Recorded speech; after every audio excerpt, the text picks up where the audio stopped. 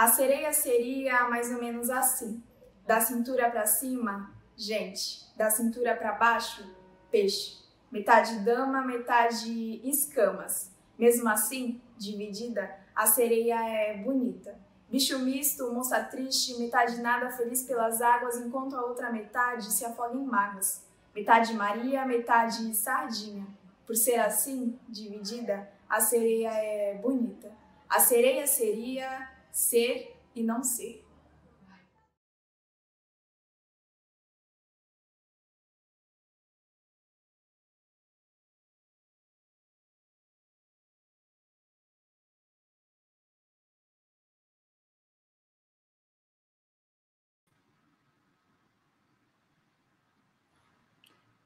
Boa tarde.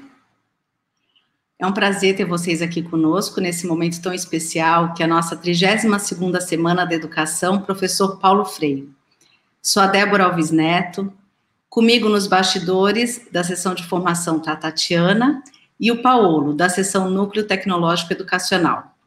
Meus agradecimentos a eles e toda a equipe. Pedimos que se atentem e participem do bate-papo, onde serão colocados ao final da palestra os links de formulário de presença e avaliação. Eles vão gerar o comprovante de participação e serão enviados para o seu e-mail. Haverá ainda o link da Onda Literária, que é um espaço virtual de fomento à leitura. Receberemos agora, com muita alegria, a nossa palestrante, Maíra Dourado. Maíra é pedagoga, mestre em educação pela Universidade Federal de Goiás, professora da Rede Municipal de Educação de Goiânia há 13 anos. Faz parte do grupo de residência pedagógica do Observatório da Cultura Infantil, coordenado pelo professor Dr. Paulo Fock. Atua com formação docente, com ênfase em educação infantil, planejamento projetual, documentação pedagógica, contextos investigativos, entre outros. Criadora da página @escutatória e produtora de conteúdo digital. Acredita verdadeiramente que escutar as crianças muda o mundo, dos adultos e das crianças. Maíra Dourado traz para o público a reflexão de que planejar na educação infantil não é simples, com o tema "O que significa planejar na educação infantil?". Passarei então a palavra a Maíra. É uma honra recebê-la. Fique à vontade e o palco é todo seu. Boa tarde, Débora, obrigada. Boa tarde a todos que estão aí ao vivo agora, acompanhando. Bom, então, falar sobre planejamento, eu acho que é uma necessidade básica, né, de todo professor, de toda professora. A gente pode avançar o tempo que for, a teoria que for, mas o planejamento, ele sempre vai estar ali como um suporte, como uma base importante, que precisa ser pensado e que precisa ser refletido, porque é justamente no planejamento que estão as orientações, né, de como a gente pode atuar junto com as crianças. Então, é um grande auxílio para a gente, enquanto professor. Então, o convite hoje é para a gente pensar inicialmente essa temática. O tempo não permite, óbvio, né, um aprofundamento, é algo que é mais inicial, mas eu gostaria de deixar o convite mesmo para vocês de que é necessário, sim, a gente parar para refletir sobre o planejamento, né? Então, isso é necessidade básica de todo professor, de toda professora. Eu vou pedir para colocar a apresentação, por favor, para a gente começar. O primeiro ponto que a gente vai pensar, o que não seria planejar na educação infantil. Pode mudar, por favor? Eu sempre gosto, né, de falar um pouquinho, afinal, o que então não é planejar na educação infantil, para a gente ter um parâmetro, né, para a gente ter para um início de conversa, é interessante a gente pensar, então, o que não seria planejar.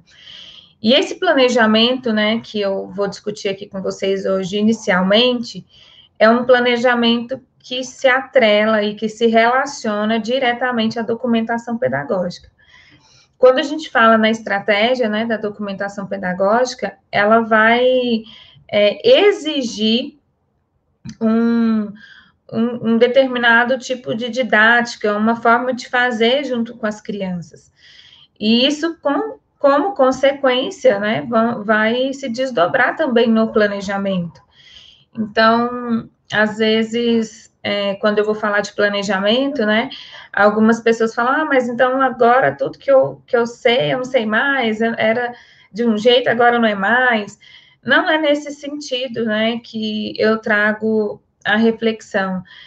A gente precisa pensar que dentro de um contexto, dentro de uma perspectiva pedagógica, né, que, por exemplo, a própria documentação pedagógica vai exigir um tipo de trabalho, um tipo de didática, né, um tipo de uma ação desse professor junto às crianças. Então, é nesse sentido que a gente precisa falar, opa, então, nessa perspectiva de um planejamento que se alia à documentação pedagógica ou de um planejamento que se fundamenta nos documentos mandatórios, e aqui eu vou falar das diretrizes curriculares nacionais para a educação infantil, lá de 2009, né, então já tem um bom tempinho que tem esse documento, finalzinho de 2009, que vai preconizar que a criança é o centro do planejamento curricular. Isso vai implicar em mudanças, querendo ou não, porque está no âmbito também do que é mandatório, de caráter mandatório. Então, se eu tenho, né, legalmente, o reconhecimento da criança como centro do processo, isso vai trazer mudanças significativas. Muitas mudanças. Não dá simplesmente para eu falar que a criança é o centro e continuar fazendo a mesma coisa que eu sempre fiz há 10 anos atrás, há 20 anos atrás. Isso vai mudar, né? Vai ser alterado. Então, um dos pontos que eu trago, eu gosto de pensar de forma ilustrada mesmo, né? Que eu acho que ajuda muito a gente a compreender, essa ideia de um planejamento que ele tem um ponto de partida e é linear, né? Ele tem um único caminho para ser seguido. Geralmente, esse tipo de planejamento, ele tem os objetivos, ou o objetivo, enfim, depende, né, de como é estruturado, muito bem delimitado. Então, eu delimito muito bem meu objetivo e eu só preciso atingi-lo a todo custo junto às crianças. E isso vai trazer como consequência um percurso linear, porque eu preciso, a todo custo, chegar ao objetivo que eu levantei, né, que eu escolhi para que fosse atingido pelas crianças, né? Então, esse é um dos pontos que a gente vai pensar, opa, não é assim. E não significa que não tenha objetivo, que não tenha intenções, né? Não tem nada a ver com isso, tá? É só para falar que não é um percurso linear, não é um percurso fechado e não é um percurso que a todo custo eu preciso chegar a um fim, né? Um objetivo que foi delimitado. Pode passar, por favor. Nessa imagem que eu trouxe dessa criança, eu quis para a gente pensar um pouquinho, né, num tipo de planejamento, que seria um planejamento que o foco é o conteúdo. Então, eu tenho ali um conteúdo para ser transmitido para essa criança, seja ele em forma de um projeto, né? Então, por exemplo, a criança quer saber de um determinado assunto, eu vou e trago para a criança, de alguma forma, em forma de aula, para explicar, para transmitir esse conteúdo para a criança, né? E o foco se torna esse conteúdo. E a criança, cabe à criança, nesse sentido, reproduzir. Simplesmente o que o professor apresenta, ela vai, de alguma forma, responder a isso, né, ao que o professor está colocando para ela. A ideia dessa imagem é uma criança, por exemplo, que atende uma expectativa que é do adulto. Então, normalmente, quando a gente vai falar nessa perspectiva, né, de planejamento e de atuação docente, quando a criança, ela aprende, entre aspas, aqui, porque tem uma concepção de aprendizagem, que não é a que eu defendo, normalmente a criança aprende, né, se diz que a criança aprendeu quando ela repete, e de uma forma condicionada ao que o adulto espera que ela fale, né? Então, espera que ela fale o que, sei lá, o bicho come, a cor que tem ali, enfim, basicamente os conteúdos que são muito comuns na educação infantil, né? Então, nesse tipo de planejamento, que o foco é o conteúdo, ele vai se atrelar a um tipo de concepção de aprendizagem muito vinculada à perspectiva ambientalista que a gente conhece lá da época que a gente ainda fazia faculdade, né, que discutiu muito, que a criança, ela fica condicionada aos estímulos do ambiente. Então, o professor, ele tem que transmitir conteúdo, é o papel dele. E aí, na forma de planejar, ele vai definir um objetivo e metodologia, e uma metodologia como um passo a passo. Começa assim, depois assim, conclui assim. Tem começo, meio e fim, como se fosse um enredo, e por isso também a imagem, né, de uma ideia de uma criança que vivencia uma cena de um teatro.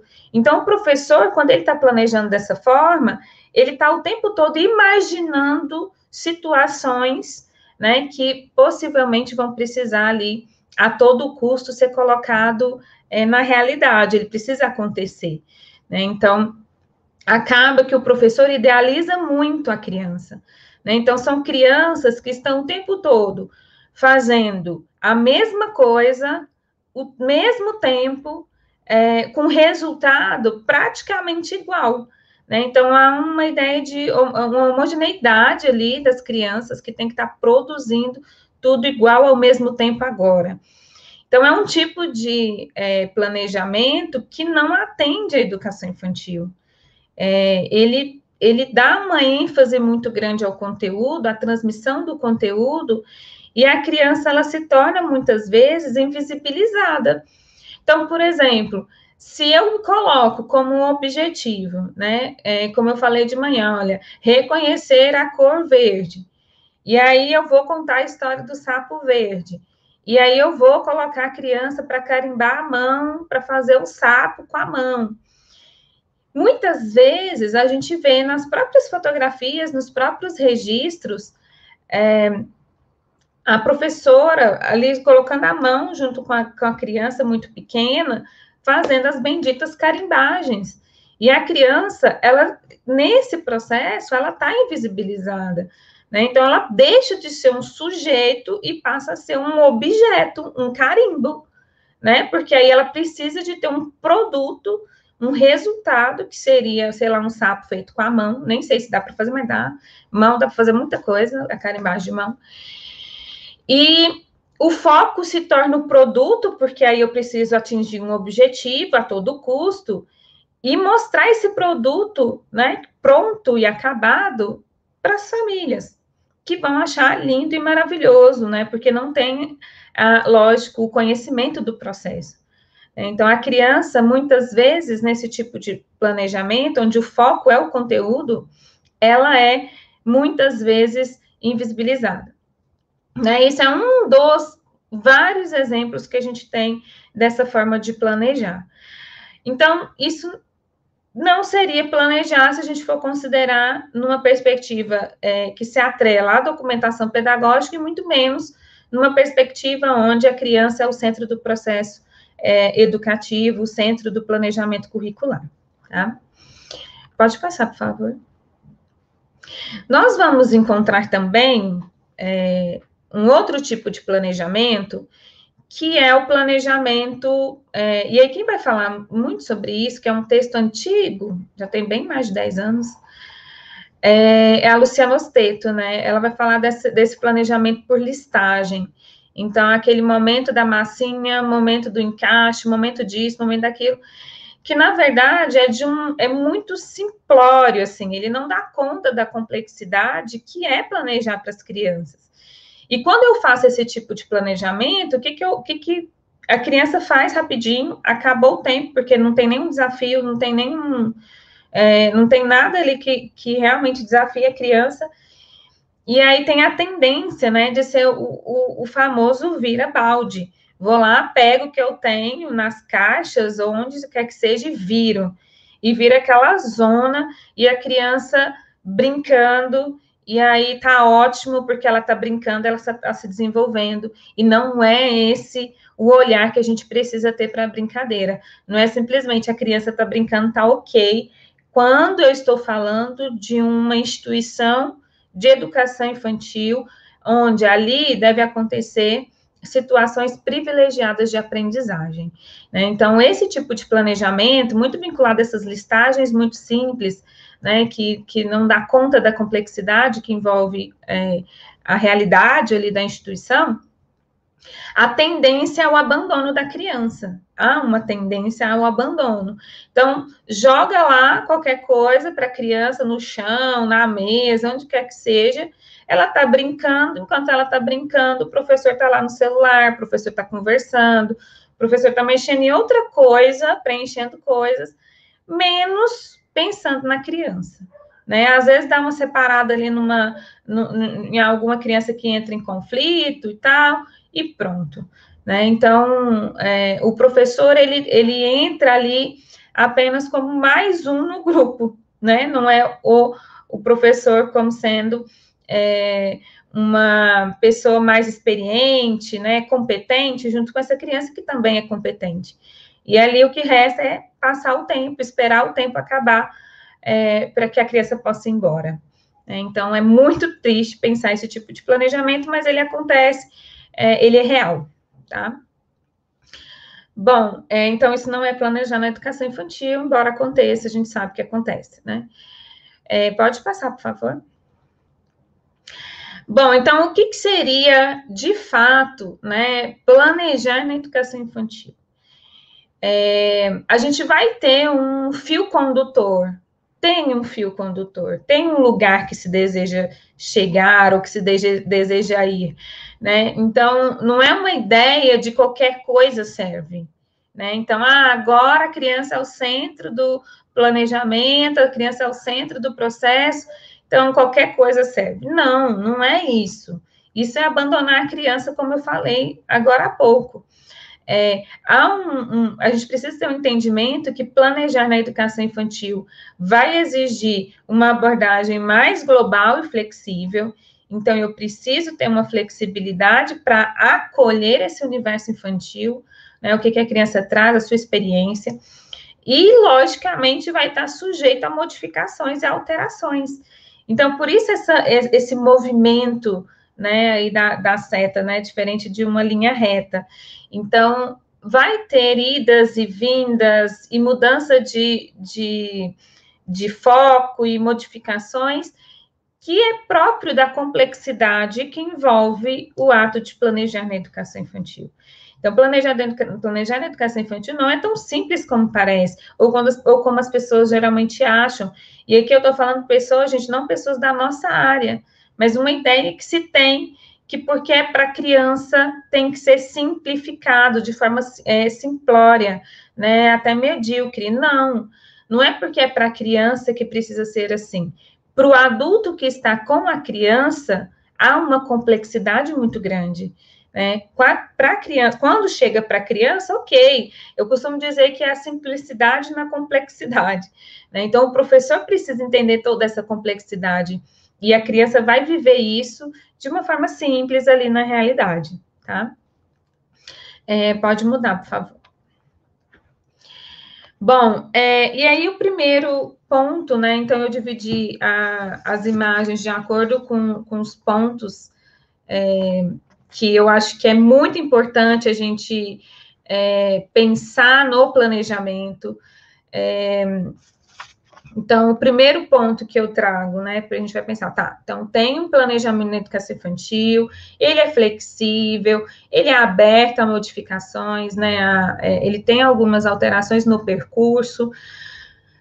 Então, o que é o primeiro ponto que eu preciso considerar nessa complexidade toda? O primeiro ponto são as relações. Então, eu já preciso entender que as relações, elas são fundamentais para a constituição desse sujeito, né, dessa criança que chega na instituição. A gente se constitui, subjetivamente, a vida inteira, a gente sempre está mudando, né, e entendendo cada vez mais quem somos nós. Mas isso na infância se dá de uma forma muito intensa, né? E a criança, quando ela vai para uma instituição de educação infantil, ela vive isso também de forma muito intensa, né? Então, ela está em grupo, ela deixa a família, ela vai para um lugar que ela não conhece, enfim. Então, eu, adulto, preciso entender que as relações são fundamentais, tanto as relações com o outro, como está aí na imagem, né? A relação com o outro, um outro sujeito, quanto a relação com o próprio espaço, o ambiente, esse lugar que a criança está, o entorno, seja os materiais, a questão da cultura, né? Então, a cultura que cerca essa criança, tudo isso está constituindo esse sujeito. Ah, eu estudei isso lá na faculdade, eu estudei isso no curso. E, gente, a gente escuta isso a vida inteira, pedagogo escuta isso a vida inteira, né? Da questão da importância da cultura, a importância do outro, e os grandes autores estão aí para falar sobre isso, e a gente estudou. Mas a gente pega isso, amassa e joga fora, aí esquece, que aí quando entra para a sala, quando entra para a educação infantil, a gente não deixa a criança perto da outra, a criança não pode, né, de forma, tem que ficar sentadinha ali, silenciada, e tudo aquilo que a gente vai aprendendo sobre constituição do sujeito, né, e uma constituição de forma positiva e significativa, vai ficando para trás. Então, quando eu vou pensar num planejamento, de fato, né, que vai contemplar essa complexidade da educação infantil, o primeiro ponto que eu preciso pensar é como vai se dar essas relações no cotidiano, cotidianamente. Então, qual que vai ser a minha posição como adulto dessa relação? Como que eu vou ajudar essa criança a construir uma imagem positiva de si? Né? Como que eu vou ajudar essa criança, inclusive, com os limites? Porque muitas vezes a gente tem uma ideia também dessa questão, né? A criança, o centro do processo. Ah, então ela faz o que quer, do jeito que quer e pronto, acabou. Não. Os limites também vão ser construídos nas relações. Os limites, as regras, elas são sociais, elas são da cultura. E isso é aprendido, isso não é inato, é aprendido. E ela precisa aprender também na escola. Lógico que ela não vai aprender de uma forma agressiva, de uma forma impositiva por parte do adulto. Mas há possibilidades e há formas de se fazer da criança aprender nas relações, né, os seus próprios limites, com acolhimento, com educação, com ética, né? Tem como fazer isso, é possível fazer isso. Então, quando eu vou pensar o meu planejamento, e aí eu estou pensando num planejamento macro aqui, né? Eu desenvolvi um conceito, né? Pensando o planejamento ampliado, que é esse planejamento que a gente vai pensar as grandes questões, né, do cotidiano. Uma delas, sem dúvida, são as relações. E para isso, eu preciso pensar, então, como que eu, professora, vou conseguir descentralizar a minha imagem, né? Então, o adulto não é o detentor de tudo, ele descentraliza. Mas não é descentralizar largando a criança, mas é um adulto, que daqui a pouco eu vou falar mais qual que é o papel desse adulto. Né? Então, para viver boas relações, as crianças também precisam de uma boa organização do tempo. Né? O tempo que não é muitas vezes o tempo do adulto. E a gente precisa ir tomando consciência disso. E o planejamento vai ajudar a gente a tomar consciência disso ao longo do tempo. Tá bom? Pode passar, por favor. Um outro ponto, né, que é importante pensar no planejamento da educação, para o planejamento na educação infantil, é entender que a criança é num processo ativo, né? Então, a criança é em atividade. E aqui nada tem a ver com uma ideia da criança sentada lá preenchendo tarefa de folha, né? Não é isso. A atividade é porque a criança não vai estar numa condição passiva, né? Ali sentada, imóvel, ouvindo o tempo todo, né? E quando ela falar, é uma fala que não é nem dela, né? É do adulto. Obviamente, o discurso da criança também se constitui pelo adulto, pelo discurso do adulto, é uma polifonia, mas não pode ser apenas do adulto, entende? A criança, ela tem condições de ressignificar, né? É nisso que a gente acredita. Então, pensar essa atividade da criança é entender que ela precisa explorar, brincar, fazer, correr, movimentar, participar. Então, é uma criança que está em plena atividade. E eu preciso dar condições para que essa criança esteja em atividade, mas em atividade de forma significativa, né? Que não é jogar qualquer coisa lá na sala ou no pátio e pronto, deixa ela lá porque ela está em atividade. Não é isso. Isso qualquer pessoa pode fazer. Qualquer pessoa, não precisa de um pedagogo. Agora, eu entender quando ela explora, investiga, brinca, eu tentar entender o que ela está fazendo ali, para que num próximo momento eu consiga ampliar a aprendizagem dessa criança e sustentar a aprendizagem dessa criança, aí não, aí é o pedagogo, não tem como substituir o profissional, né? Então, a gente precisa, né, quando a gente vai falar de planejamento, inclusive, refletir sobre a nossa profissionalidade, que é isso que a gente vai constituindo ao longo do tempo. Então, um outro ponto fundamental para a gente pensar o planejamento é criar boas condições para que a criança esteja, de fato, em atividade ativa no processo. E na educação infantil, isso vai se dar de diversas formas, não é dando atividade em folha para a criança preencher, tá? Pode passar, por favor. Um outro ponto, né, que é importante a gente pensar num planejamento são as ações de cuidado, né? Então, como que esse adulto vai pensar e organizar e planejar situações de cuidado, né? A gente sempre falou na educação infantil sobre o cuidar, o educar, ou cuidar, educar e brincar. Isso lá desde quando eu fazia faculdade, está ficando já um bom tempo atrás. A gente sempre falou disso, sempre. E aí, quando chega na instituição, eu nem enxergo os momentos de cuidado com atenção. Eu faço de qualquer jeito.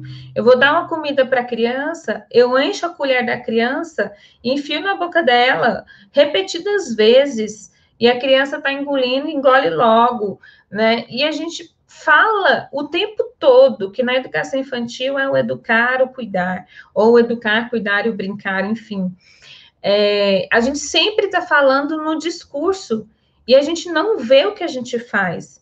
Por que a gente não vê o que a gente faz? Porque a gente sequer pensa antecipadamente sobre essas questões. A gente sequer reflete sobre essas questões, né? Então, como se dá o momento da alimentação onde eu trabalho? Como essa criança está entendendo esse mundo a partir da alimentação? Né? Como que ela está entendendo o mundo que ela faz parte, a cultura que ela faz parte, a partir da alimentação? Será que é de uma forma agressiva, que ela tem que comer rapidamente, com a colher cheia, rápido, porque o tempo está acabando, vamos logo, vamos logo. Será que é isso que a gente está falando de um lugar privilegiado, que é a educação infantil? Será que é isso? Então, a gente vai ter que começar a pensar no planejamento, e aqui nesse planejamento mais ampliado, como eu posso oferecer boas condições de momentos de cuidado. Óbvio que o cuidado, ele perpassa por todas as ações, né? Então, o profissional, ele está o tempo todo acolhendo esse sujeito.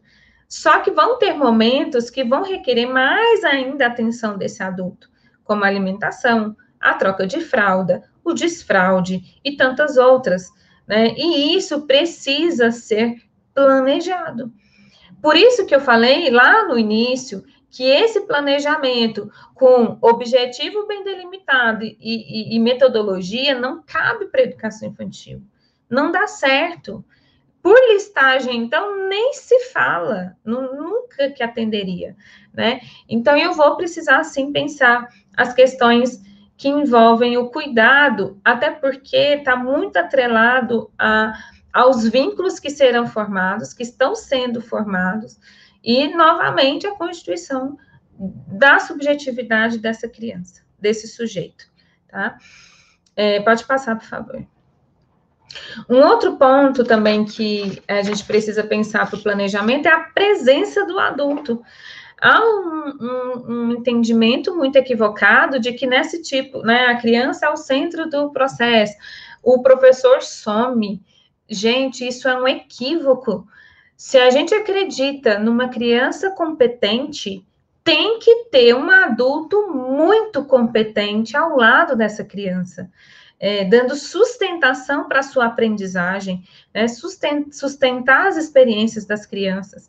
Então, é um adulto que está ali entendendo ou tentando entender tudo aquilo que envolve o seu grupo, né? Então, como que estão aprendendo, se relacionando, como que se tem se dado as brincadeiras, enfim, é um adulto que está tentando entender a sua própria realidade, aquele grupo que ele faz parte, né? Então, é um adulto que se cala mais, se silencia mais, escuta mais. Então, quando é um adulto que fala demais, está o tempo todo dando ordem, falando, o tempo todo, né, ali numa condição de autoritarismo mesmo, né? Não estou falando da autoridade, mas de autoritarismo.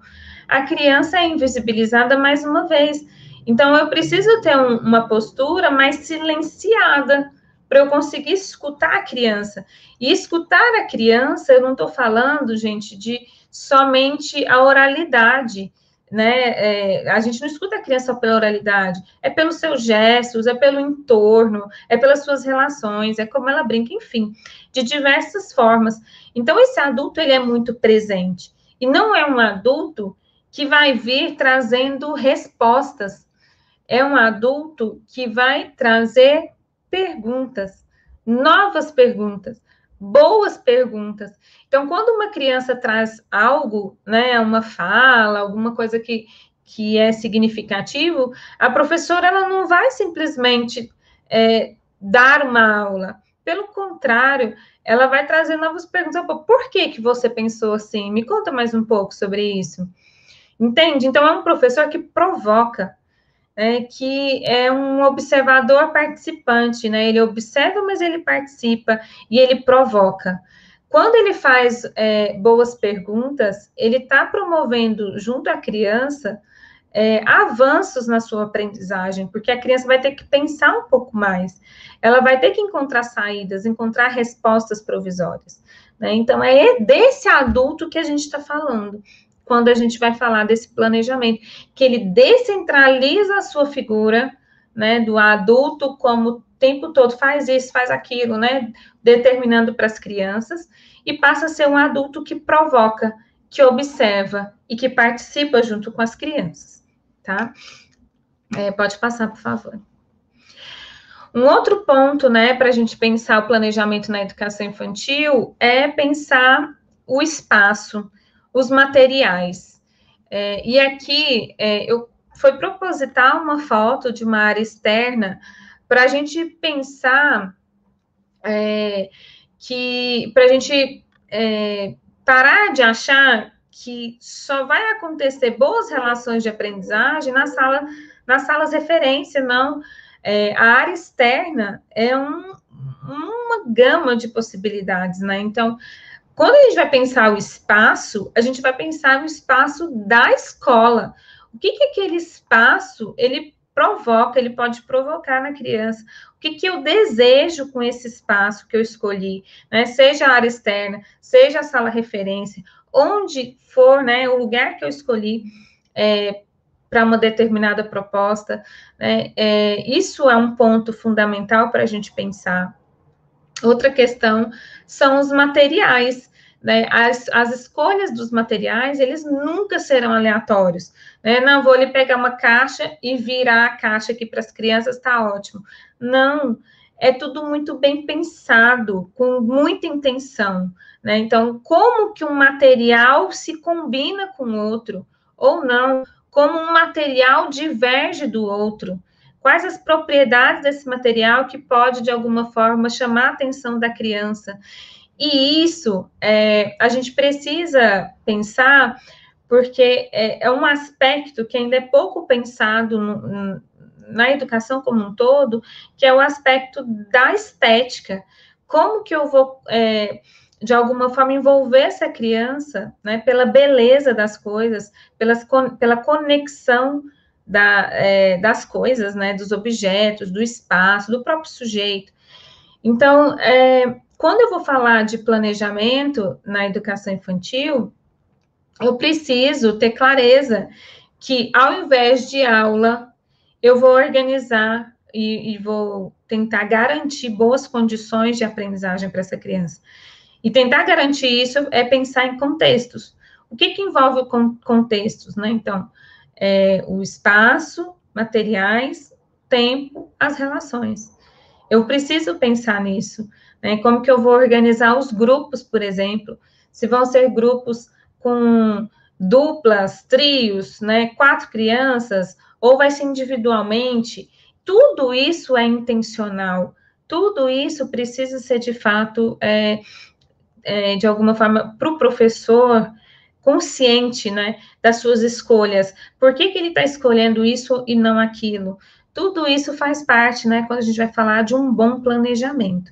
As intenções, elas estão o tempo todo presentes, tá? Pode mudar, por favor? Bom, uma outra questão que a gente precisa pensar é que o planejamento, ele se torna também um instrumento de pesquisa para o adulto. Então, ele vai se organizar com esse instrumento, ou instrumentos no plural, porque na educação infantil não é um único instrumento, são instrumentos no plural. E esses instrumentos, eles se relacionam, né? Então, por exemplo, no material que eu estou produzindo, né, que vai ser publicado, eu acredito que no início do próximo ano, eu organizei uma estratégia, né, de planejamento, lógico que não é um modelo, mas são possibilidades para se pensar, né? Então, de pensar um planejamento que é ampliado, um planejamento de contexto, ali de uma aprendizagem mais restrita, né? E o planejamento de aprofundamento.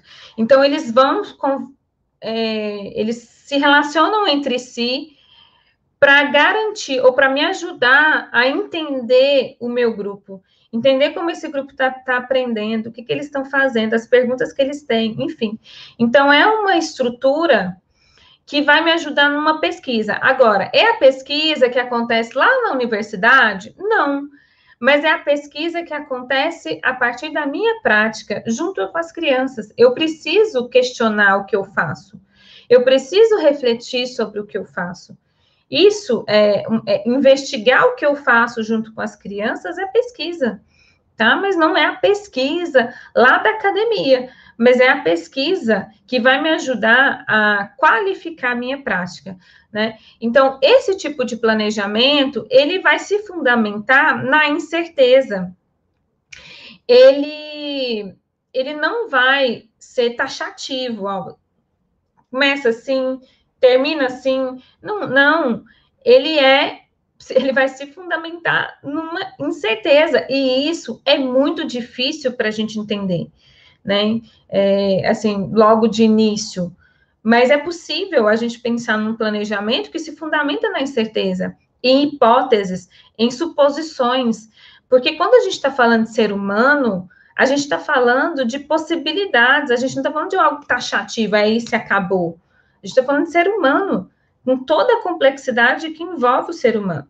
Então, o planejamento, ele precisa se pautar nessas incertezas, em hipóteses, em suposições que, de alguma forma, vão se desdobrar em perguntas, em boas perguntas. O que eu quero saber? O que eu quero observar? O que eu quero entender um pouco mais? E aí são boas perguntas, né? Para eu poder estar lá junto com as crianças entendendo, opa, o que eu quero entender aqui agora do que está acontecendo?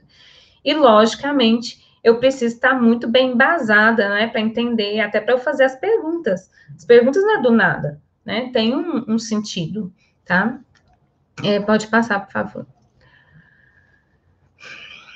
O outro ponto é que esse tipo de planejamento, ele não se faz de uma forma isolada, né, solitária. O professor lá, né, sozinho, naquele caderno lá dele, que ninguém vê, enfim, ninguém pode nem ver.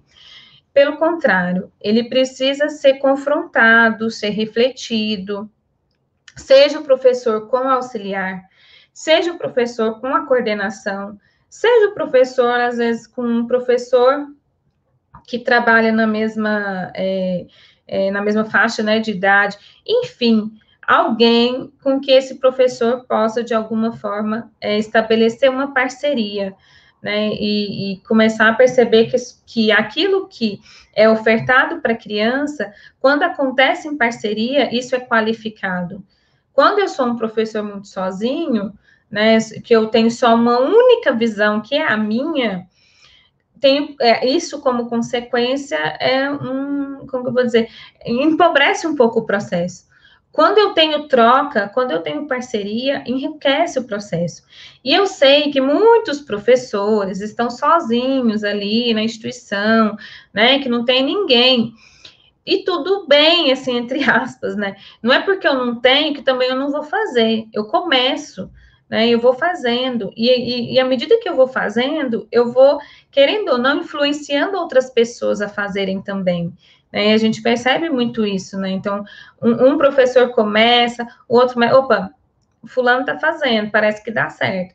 E vai tendo um movimento, né, de mudanças, que na educação nunca é de um dia para o outro, de uma hora para outra. Leva-se tempo. A gente também precisa ter clareza disso, né, que nada é para amanhã. Leva-se tempo, até porque a gente tem que estudar, a gente tem que vivenciar isso na realidade e tudo mais, tá? Pode passar, por favor. E, por fim,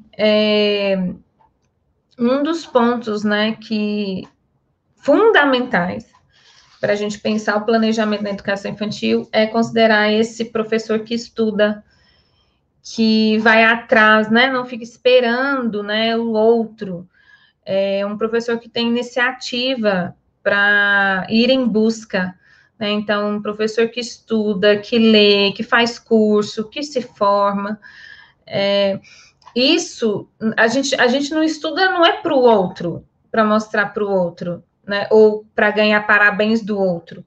A gente estuda para a nossa formação, para a nossa profissionalidade, para quem nós somos como profissionais, né? Então, quem escolheu a educação, escolheu um caminho que é de muito estudo, né? E hoje em dia nem é só a educação, não, né? Acho que todas as profissões exigem isso. Um médico, um engenheiro, enfim, todo mundo precisa estar se atualizando. E uma forma de se atualizar é estudar, né? Eu não posso pensar numa prática lá de 20, 30 anos, porque historicamente isso vai se transformando, a realidade ela vai se transformando, né? E como que eu vou acompanhar essas transformações? Estudando. Não tem outro caminho, né? A gente tem que desvincular muito essa ideia de que eu só faço algo porque o outro precisa me reconhecer, ou porque o outro, sei lá das quantas. Esquece o outro. Vamos pensar na nossa relação com as crianças.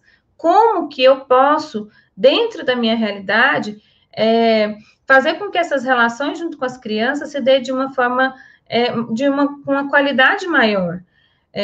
Nenhuma mudança, ela vai se dar num passe de mágicas, mas é possível ir fazendo gradualmente, né? É possível.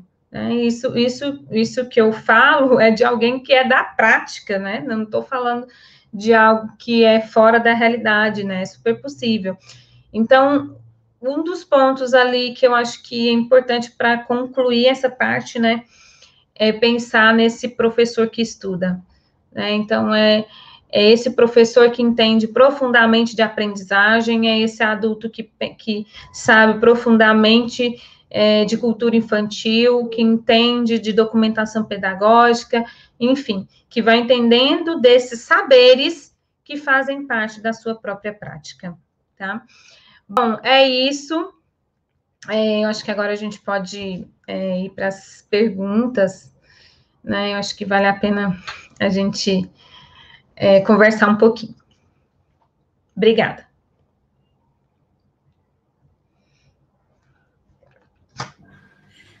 Nós que agradecemos, Maíra. Que delícia estar com você aqui. Muito obrigada. Nós tivemos muitas perguntas, algumas considerações, e eu tomei a liberdade de aglutiná-las e selecioná-las. Tudo bem?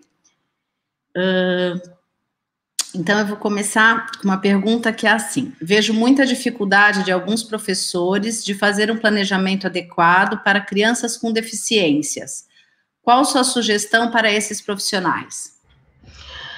Olha, criança com deficiência, primeiro ponto que a gente tem que pensar, nunca é um planejamento sozinho, assim, eu, professora, isolada, eu com a criança, não é nesse sentido.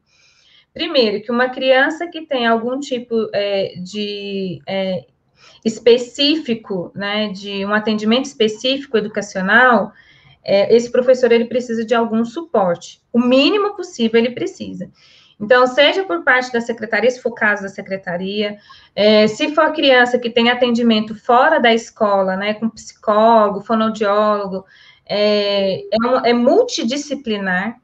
Eu acho que isso é importante considerar, né, é uma parceria. Se a gente faz uma parceria instituição, família, com as crianças que necessitam, né, de atendimento específico, essa parceria vai se dar com a família e também com outros profissionais. Esse é um ponto que é inegociável, né? Então, onde eu trabalho, a gente também atende crianças e a gente tem uma relação muito boa com outros profissionais, porque eles também vão nos ajudar a pensar o planejamento para essas crianças, entende? Porque elas têm um atendimento que é mais global, e aí a escola é mais um desses lugares, não é o único, né? Então, a escola precisa estar aberta para isso também, né? E onde eu trabalho, por exemplo, a gente convida mesmo, né? As psicólogas, fonoaudiólogas, se não pode, a gente vai até elas, né? Então, cabe também um pouco de força de vontade aí de fazer acontecer essa relação. Bom, primeiro ponto é isso, né? Entender que não é só o professor. Outro ponto que a gente considerar o planejamento é entender que aquela criança com necessidades educativas específicas, ela é responsabilidade da escola como um todo, né? Então, da coordenação, da direção, de todos. Ela está naquele agrupamento, mas ela é responsabilidade de todos. Então, pensar nesse apoio para esse professor, para pensar situações de aprendizagem é fundamental. É um outro ponto que, para a gente pensar a inclusão de verdade, é disso que eu estou falando. E, por fim, é esse professor entender quais são essas especificidades dessa criança, né? Isso que demanda um pouco mais, né, desse professor pensar sobre isso e organizar o seu planejamento a partir daí. Então, não tem como eu falar, faz isso ou faz aquilo, porque cada sujeito é único. Você vai precisar entender qual que é a especificidade desta criança em especial, né? Quem é ela, o que ela demanda, o que ela gosta, o que não gosta, às vezes o que deixa ela nervosa, o que deixa ela mais agitada, né? E aí eu vou tateando ali e encontrando meios para que o meu planejamento, de fato, consiga atender essa criança. Aí uma coisa é fato, a gente nunca vai dar conta, e isso é para qualquer criança, de atender a criança logo de início com todas as especificidades dela. Isso também leva um pouquinho de tempo até eu conhecer a criança, até a criança me conhecer, né? Então, tudo isso, porque a gente está falando de relações, a gente está falando de sujeitos, a gente está falando de situações que são bem complexas. Então, o principal que eu vejo é assim, tenha boa vontade, sabe, de fazer mesmo o melhor dentro das possibilidades que tem, né? Não estou pedindo para ninguém ser super-heroína, meu Deus, morrer de trabalhar, fazer além das coisas. Não. É fazer dentro do que você pode fazer o seu melhor, né? Então, eu já recebi, por exemplo, criança que já tinha laudo, por exemplo, do espectro autista, e ela saiu de uma escola privada, né? E na época eu estava como professora, que deixava a criança o dia inteiro no pátio. Ela nem entrava na sala. Ela passava a manhã inteira no pátio. Ou seja, abandonada. Ela passava das 7 da manhã às 11 da manhã, largada no pátio, com discurso de que estava brincando. E quando ela chegou para mim, ali no agrupamento que eu estava, criança de 2 anos, foi um custo para ela entrar para a sala referência, porque a gente tem uma sala que é referência, que ela precisa estar ali junto com seus colegas. Mas em nenhum momento eu desisti. Foram, assim, pelo menos um mês e meio, de ir e voltar, um pouquinho a cada vez. Então, meu planejamento com ela, um mês e meio, era ela estar junto com o seu grupo. Não era nada além disso. Ela estar junto com o seu grupo, que já seria um grande avanço.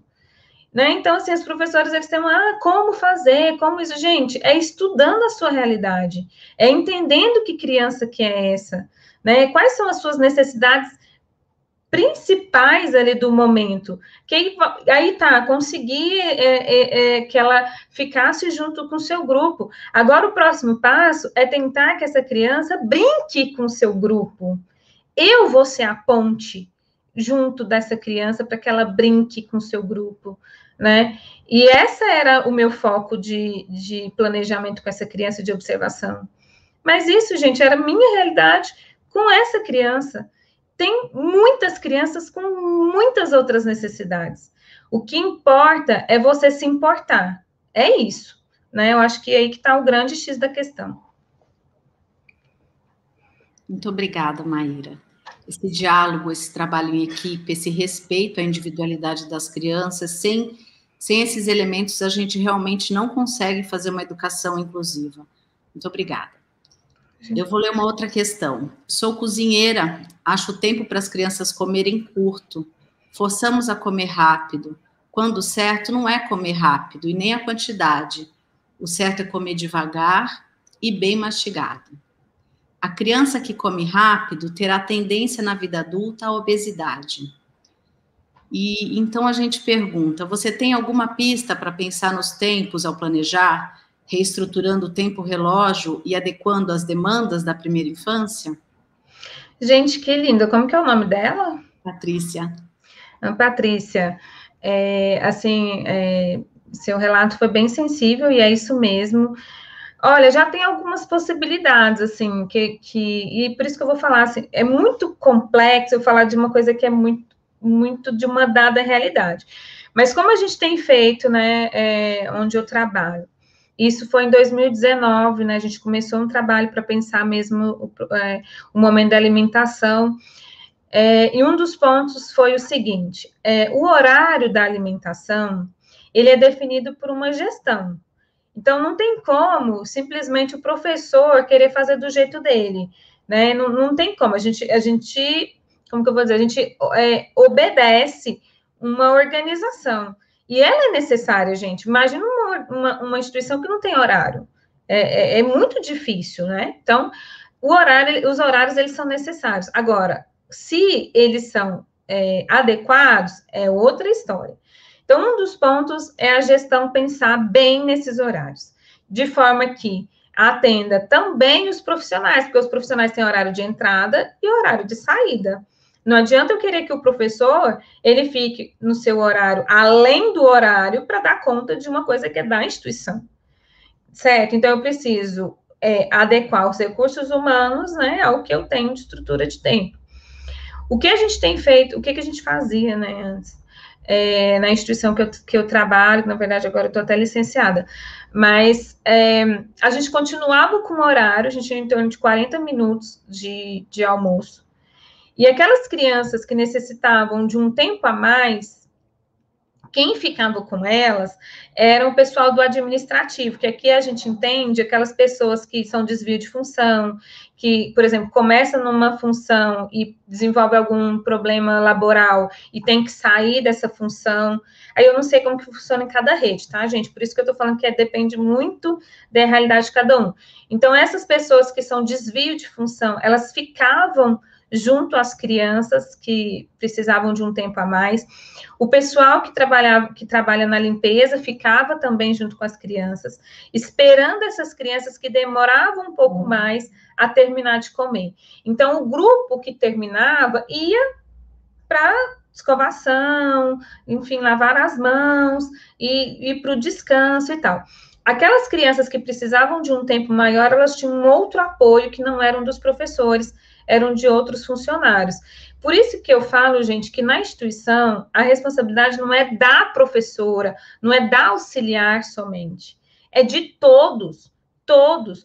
Uma pessoa que para ali, né, na verdade não é parar, mas que dedica do seu tempo para acompanhar a criança no momento de alimentação, ela não está virando professora, ela não está exercendo a docência, ela está fazendo o seu papel, que é como um profissional da educação. Ele está dentro de uma instituição que é educacional.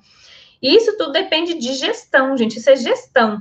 Quem vai acordar isso, organizar isso, né, e tudo mais, é gestão. Formas de fazer, tem.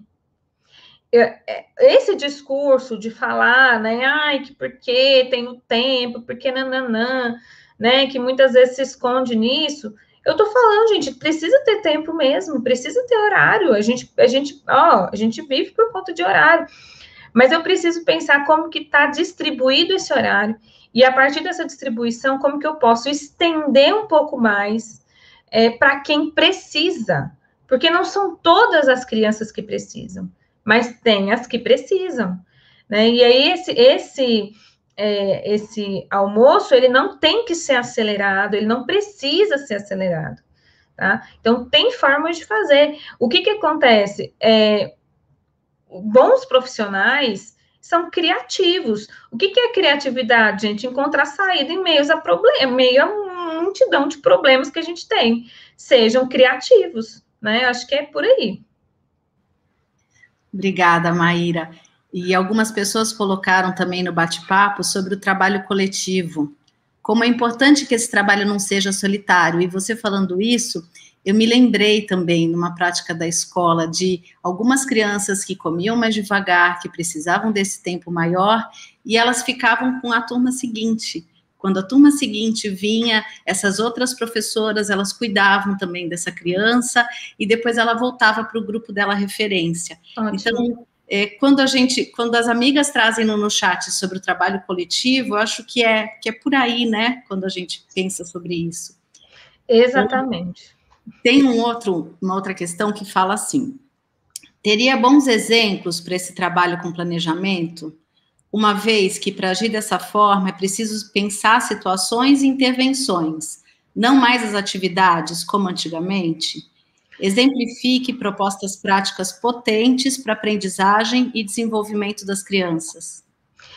Olha, gente, eu vou ser muito sincera para vocês. Em 10 minutos, 20 minutos é impossível. Então, assim, eu tenho formações que a gente discute na prática como fazer isso, porque eu acho que a pedagogia, a pedagogia é isso, né? Isso eu aprendi muito com Paulo Fock. A pedagogia é aliar teoria e prática, não é uma questão somente das idealizações, no campo da idealização, mas da realização. Então, por exemplo, planejamento mesmo, eu discuto em pelo menos 8 horas de planejamento. É 8 horas falando de planejamento. Então, o exemplo prático que eu posso te dizer é organizar espaço, é pensar em contextos, né? Então, como que eu vou oferecer para a criança, por exemplo, eu tenho um bebê, ou eu tenho um grupo de bebês que estão muito interessados nos sons, né? Então, eu percebo que se eu dou se eles pegam algum objeto, eles estão batendo. E aí eu estou percebendo que eles estão ali, de alguma forma, tentando investigar esse som. Percebi isso, né? Então, eu estou observando, eu estou ali presente, né? Olhando para aquele bebê, né? Então, eu vou pensar, então, num planejamento a partir do que eu tenho coletado da realidade, ali, dos registros, né? Da análise que eu faço desse registro. E vou pensar, opa, então eu posso oferecer num próximo momento ou na próxima semana, enfim, né? Quando for o planejamento. Objetos que vão ajudar a criança a realmente explorar o som. Então, eu posso pegar tampa de panela, eu posso pegar copo de alumínio, eu posso pegar lata de leite. Eu vou pensar em materiais que vão suscitar nessa criança o desejo dessa exploração que já está latente, né, para ela continuar a sua pesquisa, né, a sua exploração. E aí eu preciso entender, tá, o que eu tenho de teoria do som? Eu tenho som agudo, som grave, eu tenho várias questões ali que envolvem o som, que está no âmbito do conhecimento científico, mas que vão se traduzir nos materiais. Então, se eu quero um som grave, eu vou pegar, então, um balde, vou virar esse balde, que se a criança bater com a mãozinha, é um som mais grave. Ah, mas eu posso pegar a tampa de uma panela, que quando ela bater no chão, ali de cerâmica, vai ter um som mais agudo. E ela vai conseguindo perceber, pelo som, algumas diferenças. Eu espero isso dela, né? Então, é algo que eu suponho, uma hipótese que eu tenho. Não é certeza que vai ser assim, né? Então, é muito complexo para eu falar assim, um determinado exemplo. Eu não sei aqui quem conhece a página, né? Já vou deixar até o convite aqui para conhecerem a página no Instagram. Eu sempre dou ideia de propostas, de proposições, né? Então, é mais ou menos isso. Então, eu coleto da realidade a exploração, a pesquisa desse bebê, pesquiso e faço referência ao conhecimento científico, e aí eu traduzo isso em bons contextos. É esse o nosso papel. A gente está o tempo todo investigando, o tempo todo trazendo para essa criança novas possibilidades. E isso, gente, qualquer pessoa pode fazer. De norte a sul do Brasil, de todo tipo de escola que vocês imaginarem, é possível. Porque não tem nada de extraordinário, meu Deus do céu, tá longe das minhas mãos. Não. É totalmente viável. O que o professor precisa estudar? Ele precisa estudar. Porque para ele saber fazer escolhas, ele precisa se pautar na teoria, ele precisa se pautar num fundamento. Não é do nada. Então, por exemplo, eu estou falando que a criança está investigando o som, e aí eu vou escolher os materiais para que essa criança possa explorar, e eu entender como essa criança está entendendo o som, adquirindo novos conhecimentos, aprendizagens, se eu tenho entendimento de como essa criança aprende. O que é o próximo passo agora? Como que eu vou dificultar um pouco mais para a criança? Então, se é uma criança que está entendendo sobre o som, pesquisando sobre isso, um bebê, num outro momento eu posso colocar objetos de borracha com objetos de metal, ou de silicone e de metal, porque a borracha e o silicone inibem o som. Então, agora eu estou trazendo uma nova dificuldade para o bebê. Gente, isso são conexões, são aprendizagens. E a gente está querendo ensinar para a criança a mãozinha na árvore da maçã com a mão carimbada, que está longe do que essa criança precisa, muito longe. né? Então, é mais ou menos isso, não sei se deu para entender direito, porque é complexo mesmo, leva tempo, gente, estudo, mas é um exemplo que eu acho que ficaria mais fácil, assim, de vocês entenderem mais ou menos como que seria isso. Deu, facilitou bastante e deu, inclusive, para a gente visualizar os objetivos de aprendizagem e desenvolvimento da BNCC, do currículo Santista, que foi elaborado, inspirado na BNCC. Então, são propostas bem viáveis. Obrigada, Maíra. Tem uma outra questão aqui que fala o seguinte: é importante refletirmos sobre a prática e planejamentos, mas não depende só do professor. Quais suportes são necessários em relação à estrutura e materiais para isso acontecer como gostaríamos? Bom, gente, eu costumo dizer, gente, que quem é criativo não passa dificuldade, né? Então, por exemplo, eu consegui tampa de panela, posso pedir doação até para minha família, de pegar a tampa velha. Se eu preciso de esse tipo de pedagogia, nossa, quantos elementos da natureza que eu posso utilizar? É folha, galho, semente. A gente não pode pegar uma muleta de que eu não tenho material e ficar de braço cruzado, porque há muitos materiais que vão ajudar a criança a se desenvolver, a aprender, a conhecer. Então, que estrutura que você precisa, gente? Criatividade. Criatividade. Você não precisa ter a sala mais linda do universo. Você não precisa de ter a última tecnologia de ponta. Não é disso que as crianças precisam. As crianças precisam de profissionais que confiem nelas, né, que acolham elas, né, que realmente tenham essa abertura para a escuta e que sejam criativos. Nossa, dá para fazer coisa demais. Eu posso pegar coisas de casa. Gente, quantos objetos de casa? Se eu pedir doação para as famílias, eu consigo, né? Nossa, é tanta coisa. É simples. Então, a criança, para ela entrar no mundo de faz de conta, num bom repertório, ela pode, às vezes, precisar de retalho de tecido. Retalho, eu posso pedir para qualquer costureira que eu consiga sacolada de retalho. O que precisa é boa vontade e criatividade. Sejam criativos. A gente não tem necessidade de ter tudo de ponta, de bom, do melhor. E eu estou falando de uma professora de escola pública, gente. Eu conheço a realidade de escola pública. Eu conheço. E outra coisa, eu acho que professor tem sim que ter investimento em alguns materiais, sim, que é dele. O dentista investe, o médico investe, o engenheiro investe. Por que o professor não pode investir uma pequena parte ali do seu salário em materiais que é dele, que ele vai usar com as crianças? Né? Então, às vezes, aquelas madeiras recortadas, eu posso ir aos poucos juntando para comprar em um dado momento, e junto, e durar a vida inteira, madeira pinos, dura a vida inteira. Enfim, então, criatividade, gente, entender qual que é seu papel ali junto com as crianças, porque investir na sua prática também é função do professor. Não estou falando que o professor tem que salvar os problemas do mundo, mas ele ter condições de ter o mínimo, e isso é de qualquer profissional,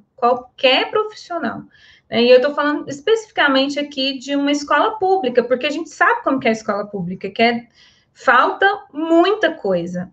Mas tem muitas coisas que podem ser doadas, que podem ser pegas na natureza, né? Então, criatividade e boa vontade. Criatividade e boa vontade, a gente resolve 90% dos problemas, tá? Acho que é isso. Obrigada, Maíra. Então, essa necessidade do investimento, né? O investimento do poder público com as políticas públicas, o investimento do profissional, e mais uma vez a gente traz essa ideia do coletivo aqui. Para finalizar, Maíra, eu quero fazer uma pergunta que eu elaborei. Paulo Freire, patrono da 32ª Semana da Educação de Santos, ensina: assim como não acredito em uma pedagogia feita para o estudante, e muito menos sobre ele, Não acredito em nenhuma transformação revolucionária feita para as massas populares, mas com elas.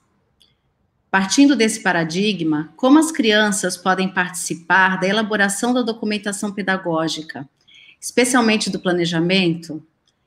É possível serem protagonistas desses documentos ainda vistos, na maioria das escolas, como burocráticos?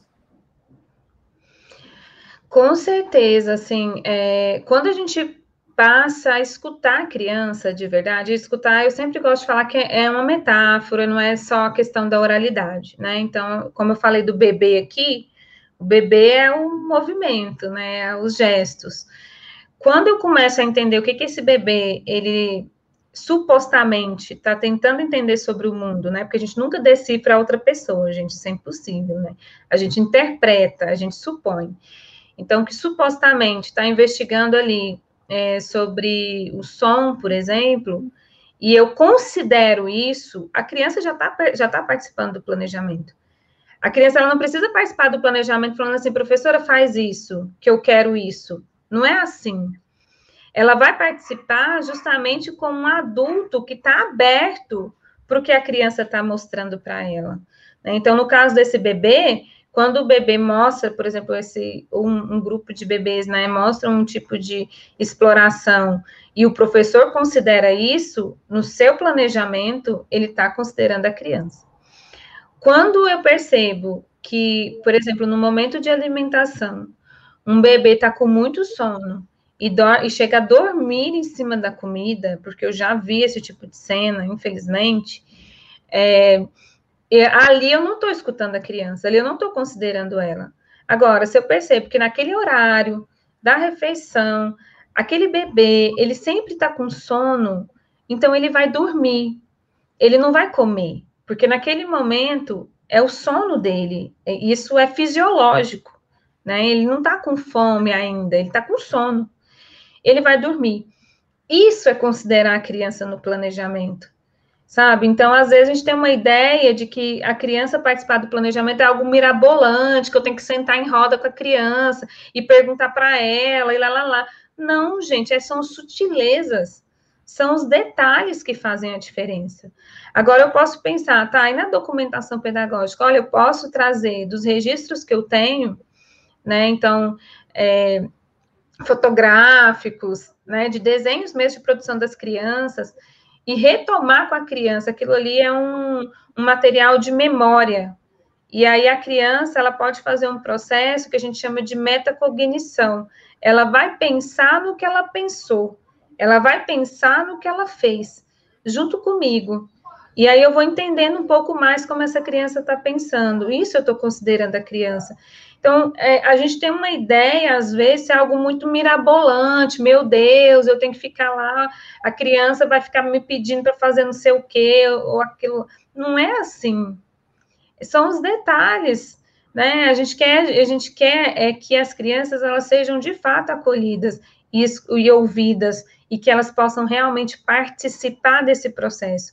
Então, pode ser no momento de, sei lá, uma assembleia, que está todo mundo, e a gente poder escutar, pode, mas não é a única forma, né? Então, aqui eu estou falando de alguns outros detalhes que eu posso fazer, que eu estou escutando a criança, e que isso vai se desdobrar no meu planejamento, isso vai desdobrar nas minhas tomadas de decisões.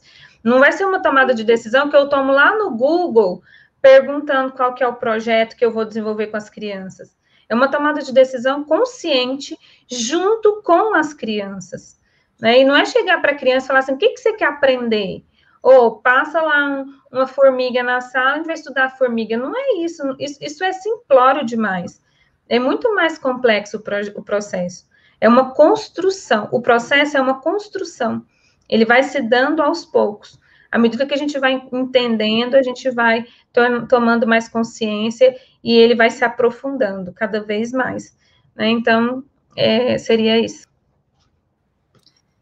Então, pensando nesse movimento de participação, de escuta do coletivo, eu quero te agradecer a sua presença, os seus ensinamentos, eles são inspiração para a gente, eles nos fortalecem, porque muitas vezes na escola a gente a gente precisa ser inspirada mesmo, precisa ter mais segurança para a gente poder trabalhar dessa forma que você nos trouxe hoje.